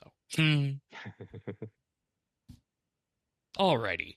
The other big thing that's coming soon, and sooner than plugins, is the Grand Exchange changes and the improvements that were planned there for the Road to Restoration project on the GE. Honestly, I think the biggest thing here is the faster updating prices and the most recently traded price. Yeah. I feel like the beginning of the blog said, we heard you loud and clear. It seems like you only want this faster thing. And then they go and proceed to list everything else that I look back at the old blog. I think everything they listed in the old blog anyway. So they did it all anyway, even no matter regardless of the feedback. Yeah. Which is a choice. I mean, and there's a few UI changes as well, but I don't necessarily think that we need. No, they said in this blog the feedback was clear. The update would be made as long as they did the faster updating prices, and they definitely did that. Plus everything else. It is nice knowing how far off something is from the price to know whether you need to lowball it a lot or average will get you a deal. It'll be interesting to see in practice. I think with the faster updating prices too, with this having rares back on the menu, being able to actually be traded on the GE, is a good thing here with this. So that's positive. They're going to be able to show us exactly how many of our 4-hour buy limit we've used on various items, and when that resets, and when it resets, which is nice. Good. And they added a whole boatload of search improvements, including shorthand search terms and prefixes. So D-long becomes Dragon Long, 2A becomes Second Age, and so on and so forth. Yep. Mm-hmm. I don't know if I'll get used to that, but we'll see. No, I mean, you just search your full thing and away you BBC. go. The British Broadcasting Corporation, of course. That's exactly what I was thinking. Definitely. It cannot mean anything else. Or the Blightbound Crossbow. Well, it means Blightbound Crossbow. What are you talking about? Oh, yeah, of course. Silly me. The BGS, of course. The BSA. I've never heard anyone call a Blackstone Arrow a BSA before. Neither have I. No. This must be some PVME shit. Yeah, I was going to say, I wonder if they sourced PVME. Probably. Ingenuity of the humans for anyone who uses such a thing. No. SOS Sliske. Wow. SOS. That's going to require getting that. an updated spec before then. No. Well, it's a noob trap. Noob trap only. I heard an interesting feature request on the subreddit where someone asked, can we search by boss? What drops search by boss and then get the list of what drops the thing, like search Elidnus and get Memory Douse or Runic Attune or things like that, which I think is a really neat feature idea. It's a neat idea. I'm worried that we haven't thought of all the permutations. There might be one boss where like actually that boss's name is in, like if you search Zamorak. Well, yeah. How many things are popping up? There's that is plus an issue a slew of stuff. Yeah. So it's like boss Zamorak or something. I don't know. Keyworded in. It is an issue, but and not to mention what that would do for all the comments too. So, I wouldn't imagine they do comments. Yeah, I would assume they would just do the key items. Have also been upped for crystal keys and other half key items from 100 to 1,000. Staves, battle staves, and orbs upped again to 5,000. Darts 25k. Potions 2,500. Adrenaline and inert crystals 1,000. Grapes and wine up to 5,000 from 1. And gems from 5,000 to 10,000. I mean, a lot of those make sense just because of the quantity that you go through. I feel they could have done this on any day of the week for these ones. Yeah, true. That's a patch note. But on regular yeah. But I mean, overall, like we said, it comes down to just make it update faster and tell us what the actual trading price is. Yeah. Yep. And they also said that they'll be able to get their data faster to the wiki. Which yes, they're going to be sharing data directly with the wiki. Which at some point, the interesting story about that is that the wiki actually had a gap in their trade data coverage from the very beginning, and there was one place on the internet that had all those early prices. It was the website that hosts this podcast. So we'll be looking into what this means for us as well. So, but. Overall, I feel like out of any of the Road to Restoration initiatives, this is probably the least offensive one that was there. Yeah, you're probably right. There's almost nothing. We finally found the winner in June. I don't know what anyone can complain about except maybe actually the only real complaint that I've seen. Well, yeah, but screw Marchers. Nobody cares about them. The only complaint that I've seen is a feature that was requested but didn't get implemented because Jagex thought it would be too hard, and that is the just sell the damn thing button. Oh. It's just I don't care what it sells at, just get me the best price and match it. Like if I enter a price and the price changes, match that price because I just want it gone. Or, I just want to buy the thing from the other direction. That's something that they've said they're still interested in, but it was just too much work for this update. Yeah. I think the only negative feedback I give is if you get the feedback that everyone only wants one thing out of the update, let's not waste the time making the rest of it. Let's move on to the next update. Yeah. I mean, I do think the UI changes are very solid, or the buy limit UI changes. They're neat. Are good. I also think that if you're doing GE stuff, you just bring it into the current century and kind of use the same underpinning that the OS Did we not do a GE update 2 years ago? Yeah, and OS is getting a GE update as well very soon. But their update is, we already got that update. Yeah. So literally the only thing they're doing is just platinum coins on the GE. And they already have the faster updating prices and the live traded price. So right. Alrighty. Well, as we come to the end of this podcast, we must also say goodbye. We must say goodbye to Mod Stu. In the news blog post this week, it was announced that Mod Stu has left Jagex, and he included a goodbye message to be posted in the news post, in which I'll read the first couple paragraphs. Greetings, fellow players. After nearly 20 years of developing content at Jagex and 14 contributing to RuneScape, the time has finally come to leave a team and community I cherish very much and move on to the next chapter in my life. A highlight has been our shift to open communication, engaging directly with you about our updates. Your feedback shapes our designs, and your passion has deepened my understanding of RuneScape's devoted community and diverse needs. Your deep conversations, shared stories, and even getting to meet some of you in person has made this job a personal experience and labor of love. And you know, that's the last sentence. I really got to double down on that.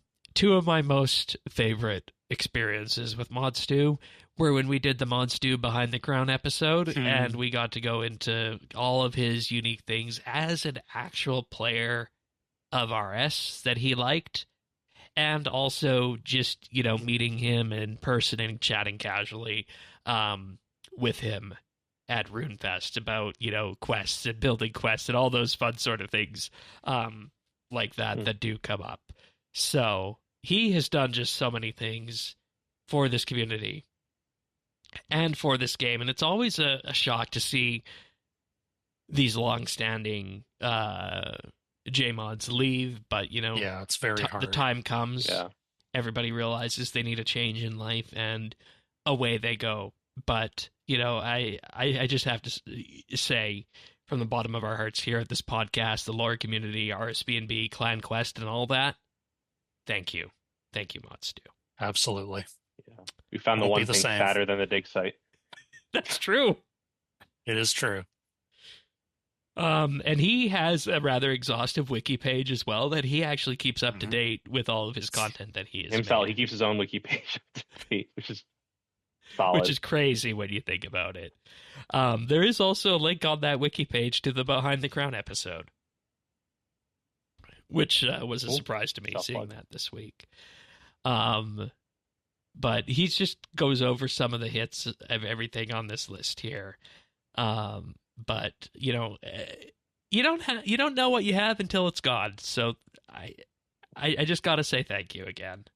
Out of everything on this list, some of the biggest ones, I didn't even know that he was involved in the Prif project and making Prif a thing.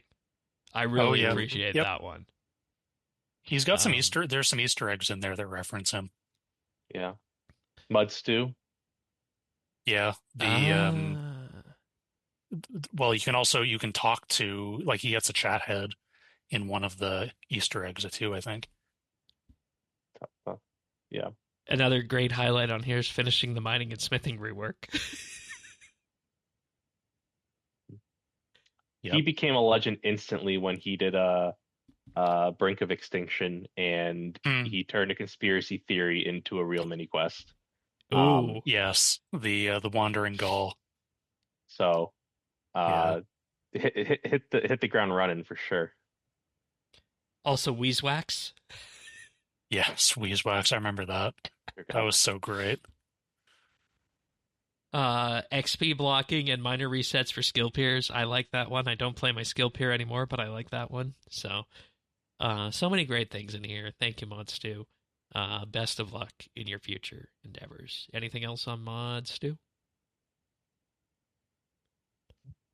It's just always sad to see these long go. timers go. See the lifers go. Yep. But 20 years is a long time to put into any job. So right. I mean, that he stuck around at all after Stellar Dawn crashed. That's the thing a lot of people don't know, is that he started on Stellar Dawn, and to make it through that and to actually survive and transition into RS, that's a big deal. Yeah. So, all right. I need to yell at some people right now.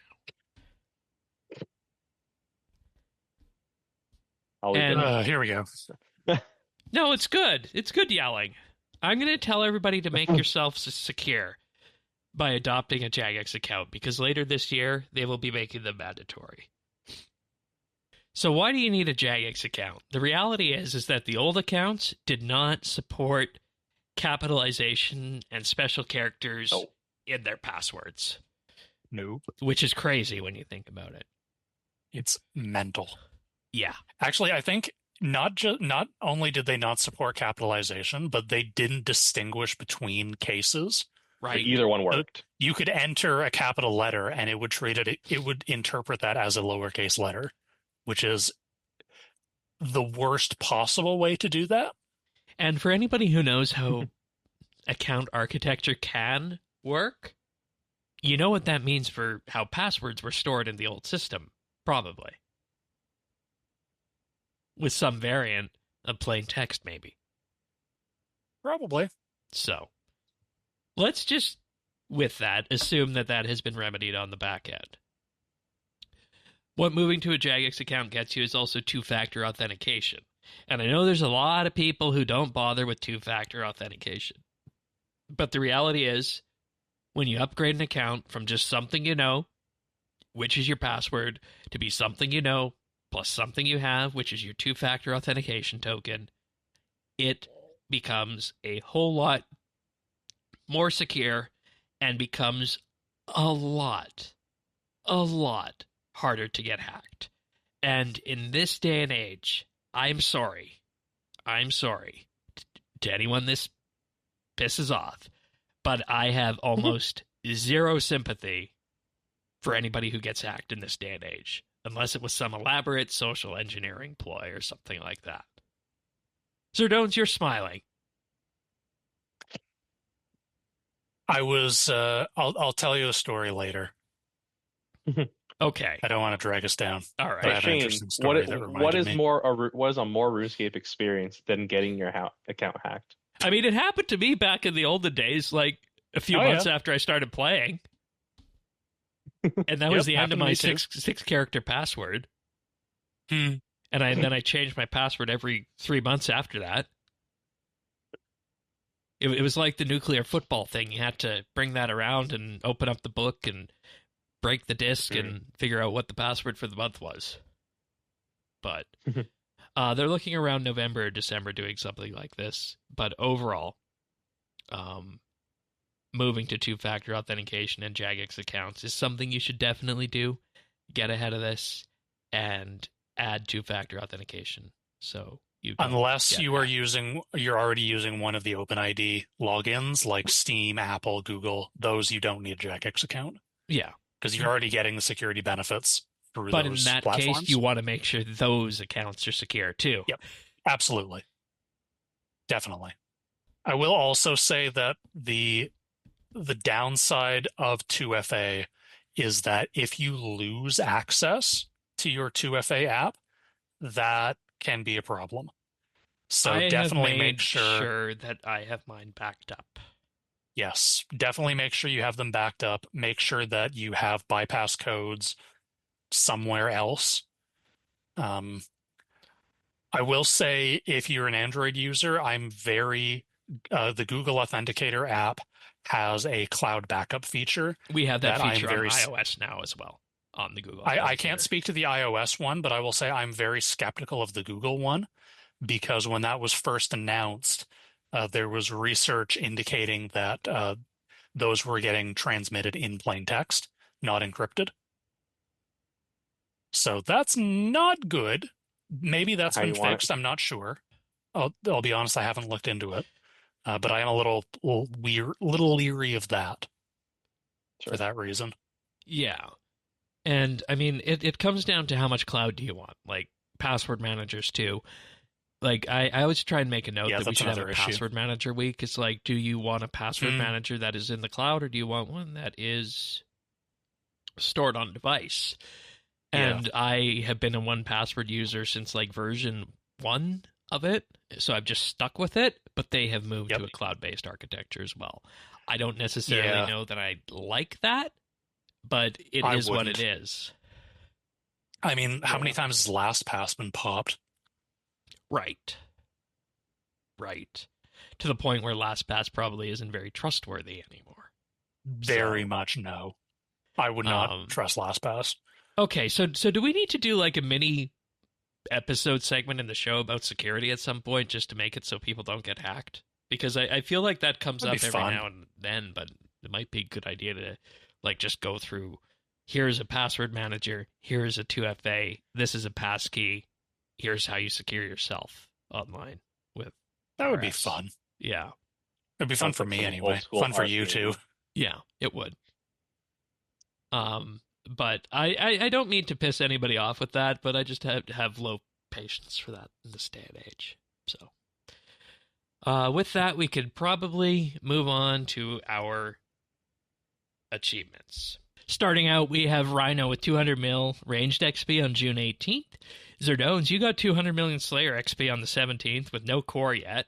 Rip. I did. I'm doing it at Wilderness Slayer, and it hurts me so much. Shit. Adani got 200 mil of Jill on the 14th of June. Ormeen got 99 woodcutting on the 14th.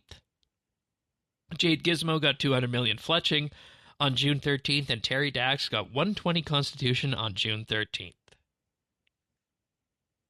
Those are skilling achievements. In other achievement news, June 18th, Juan Peru got the Profound Halo. The absolute... Like, that is an insane dedication. That is the buy a full set of the most expensive armor from Castle Wars and show it to the guy. That is, like, assuming you win every game, that is like 2,000 games of Castle Wars. That is minimum 750 hours. I think he said said in the chat it took him like 2 years playing it on Spotlight, because of course no one plays it when it's not on Spotlight, right? So you get 3 days every couple of weeks to play it. That's wild dedication. And furthermore, Juan Peru again, June 17th, got the perfect Raksha the Shadow Colossus achievement, Grandmaster Combat achievement, on mobile, no less. So that's doing Raksha with all mechanics handled perfectly. Also, I was looking very impressive. At the submission for this, and it was a mobile screenshot. And I'm like, did Juan Peru here do this on mobile? And sure enough, yeah. It is mental. That is very impressive. Like, I can't even do Slayer on mobile. Yeah, I would not want to do Raksha on mobile. That is too much for me. Yeah. Also on June 17th, Them Gains, the Golden Compass, the Clue Pet. Very, very nice. Which I don't want to diminish because it's sitting between 2 absolutely incredible achievements. The second one being June 15th, Mindy Gaz, Hazelmere's Signet Ring. They do exist. I'm sorry, Them Gains, that you had to be between these two, but wow.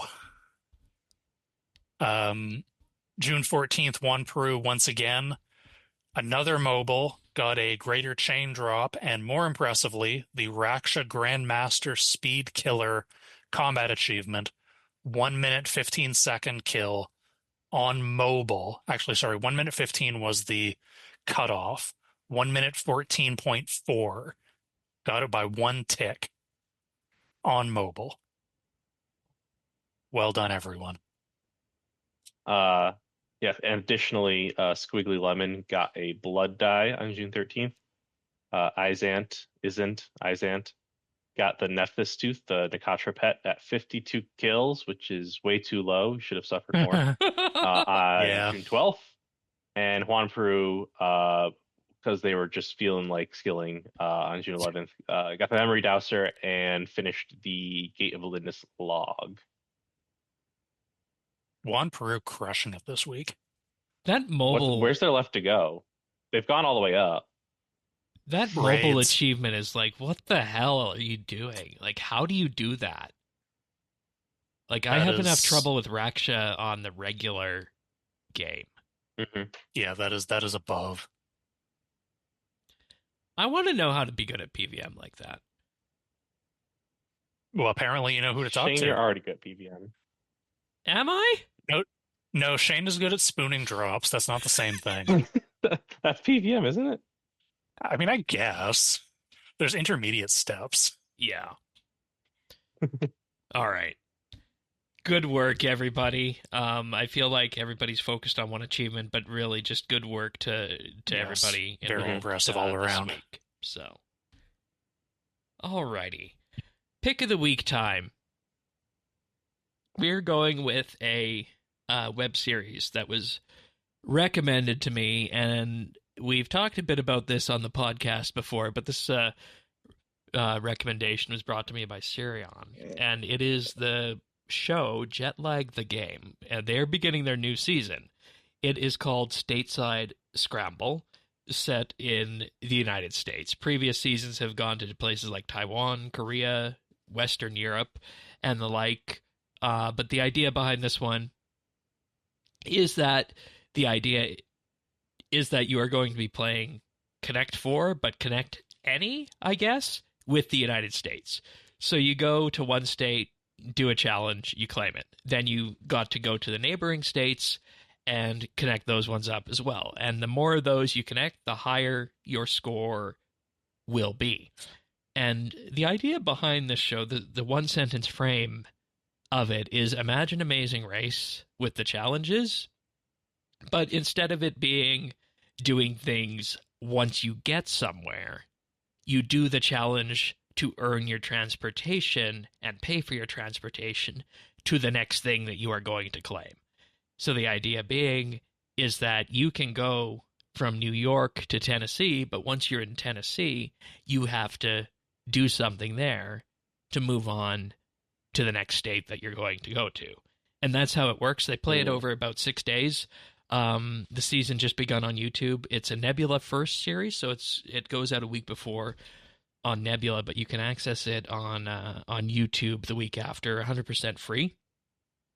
And there are a couple of interesting wild cards on this one that'll be of interest to various folks, like Zerdones and myself on this one, without spoiling too much. If anybody wants to watch that, but overall, it's an interesting concept. We've talked about it before, and when it comes down to the ones that are most interesting, I find the ones in North America is just slightly more interesting, maybe because that's home and closer to home for that. But I mean, they've been going for 18 seasons now, so you can pretty much find any kind of permutation that you want of the various games. Previous games have included claiming as many of the train stations in Taiwan as possible, playing Snake in South Korea, Tag in Europe, Hide and Seek in Japan in one, and then Switzerland in another one, in another season. So there's a lot of interesting places that they've gone and things that they've done with this, and we've mentioned it before at various levels, but with the new season starting, I just wanted to bring this back into the pick of the week column. I don't know if that interests either of you. I will probably pick this up. I'm curious about this new season that they're doing. Looking at their graphic, it looks like they've got one person starting on the West Coast and one person starting on the East Coast. Is that accurate? No, that's just the graphic. Okay. The starting point for this one was New York. Okay. That's good, because I was going to say, like, the whoever starts on the East Coast has a massive advantage, just because that's where all the small states are. Well, you know what state has actually proven to be a really big advantage state? Texas, Tennessee. California? Really? Because there's 8 states that border it. So many. Oh, yeah, that makes sense. Yeah. Okay. You know where our states are? Of course he does. Yes, of course they are. I don't know where your states are. I could name probably... You don't have states. I could name all the states, probably, and most of the state capitals. Well. The part where it gets really iffy is those small little ones in the Northeast. Yeah, the Northeast corner is we're the ones most like you. Like, I can tell... Like, there's too many of you. Like, I know where Massachusetts is. But when it comes to identifying all the other ones, like Maryland, Connecticut, Rhode Island, Delaware, I know those are tiny little ones in places, but I have no idea, like, which one's which. They're not Massachusetts or New York. I think Delaware is like a tiny, like, rectangle that's like the size of a thumb or something. Delaware's less rectangular than Rhode Island. You might be thinking Rhode Island. Oh, I might be thinking of Rhode Island. Yeah, that's another one. So Rhode Island's the rectangle one. Anyway, good job. Yeah. So give this a watch if it's interesting, and if you want to watch it without ads, you can go to the Nebula service. And we were talking about this in pre-show, that it's very difficult to do things like World War II history on YouTube because of monetization. There's also lots of history content like that on Nebula as well that doesn't get through that. But that is the pick of the week, the Stateside Scramble. Okie dokie. Well, we got to the end. We made it. And I am just having a time here with this episode. I am surprised you made it, Shane. Yeah, we'll be back for Lore Diggers. We got to do Lore Diggers at some point on this, because I feel like we were just tiptoeing around the edges and offering up all the appetizers. But Lore Diggers will be on the way for that one. If you want all the episodes when they arrive, including next week's Waterbirth Graphical Island rework and the Lore Diggers, the best way to do that is to subscribe. We're on all the major podcast listening services out there: Apple Podcasts, Pocket Casts, Spotify, and more, as well as YouTube at youtube.com/RSBANDB. Give us a like and subscribe there. It means a lot to us. It means a lot to the channel. And, of course, big, huge thank you for you being here, Havenhythe. Always good having you on board. Of course. Wouldn't miss it. Love talking lore, quests, archaeology, any of the other fun mechanical stuff we get up to. Mm-hmm. And, of course, Zerdones, the new co-host of RSBANDB Update. I think we got through episode 1 of year one. Day 1, year 1. Relatively unscathed here. Well, you're unscathed. I'm not. Yeah, you're the one suffering. This is great for me. Exceeded expectations today. There you go. With that, I'll take that. Being said, we'll see you guys next week for another episode of RSBANDB Update. See you then, everyone. Take care. Bye. Bye.